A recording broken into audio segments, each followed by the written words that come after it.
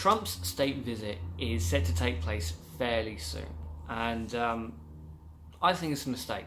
Now I'm going to get into why and why I don't think we should have a deal with America at the moment in a minute. But first I want to go into the protests. This wasn't meant to be the first time Trump had his state visit.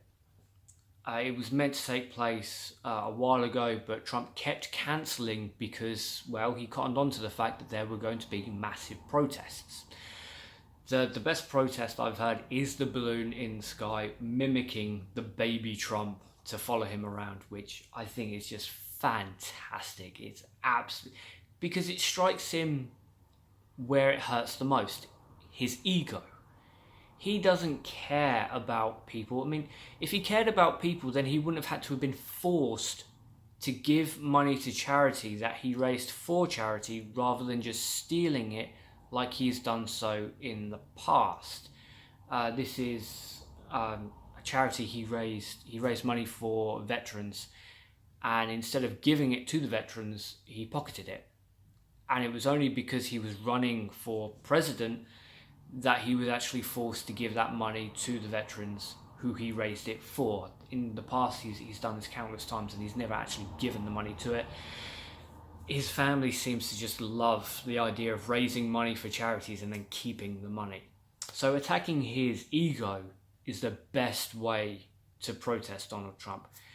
However, because of this, a report I read yesterday said that he's largely going to avoid London, at least as best he can. Now, I don't think it's his decision to do that. I think it's one of the babysitters he has around him making this decision. But, you know, it is what it is. He's essentially doing his best to dodge the hate. And that's if he still comes to the UK. He could always cancel at last minute. I hope he does. And it's not because I am disgusted with everything about Donald Trump as a human being. It's not because I think he's the worst of the worst. It's because he can't be trusted. Now, I get we're leaving the European Union. I get that we need to make deals with other countries. But making a deal with America at the moment is stupid. Other countries have already clicked onto this with the tariff wars that Trump has inflicted on everyone. They're circumventing the United States. Canada is having more deals with Mexico. Mexico is having more deals with Canada. They're both doing more deals with the rest of the world to avoid these tariffs as best they can, and essentially showing, look, America isn't the daddy it claims to be. We don't necessarily need you.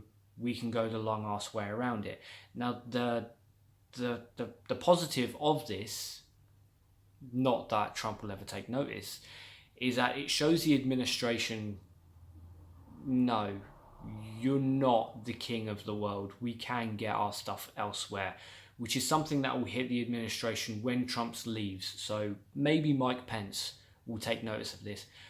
The downside is, for example, Canada having a better deal with Mexico.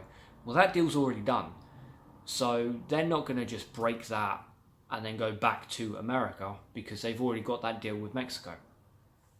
And that's the massive fallout that America's going to feel from this.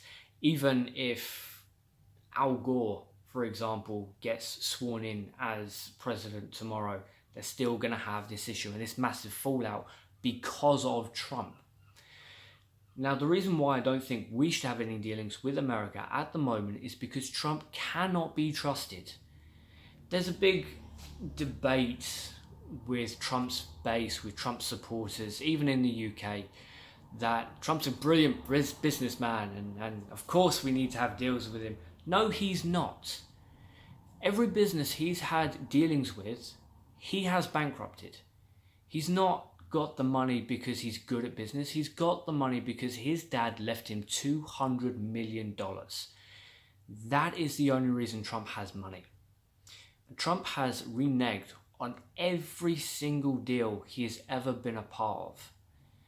So why would anyone think it was a good idea to get into bed with someone who lies and never, ever holds up his end of the bargain.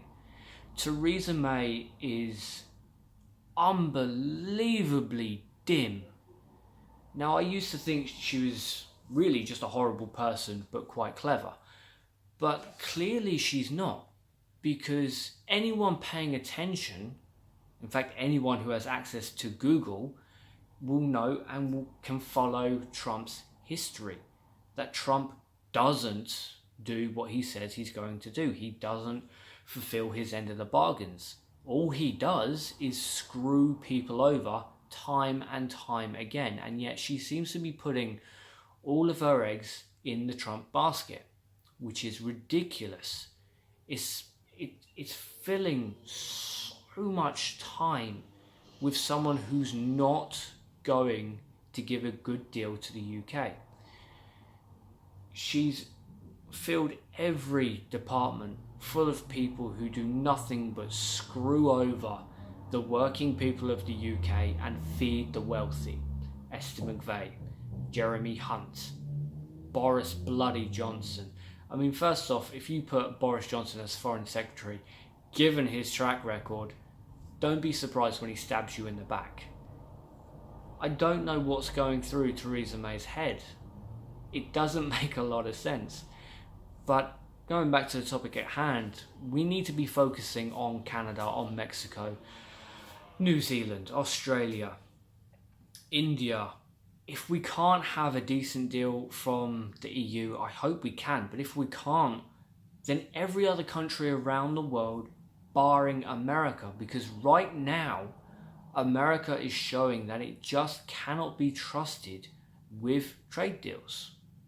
And unfortunately, it is just that simple.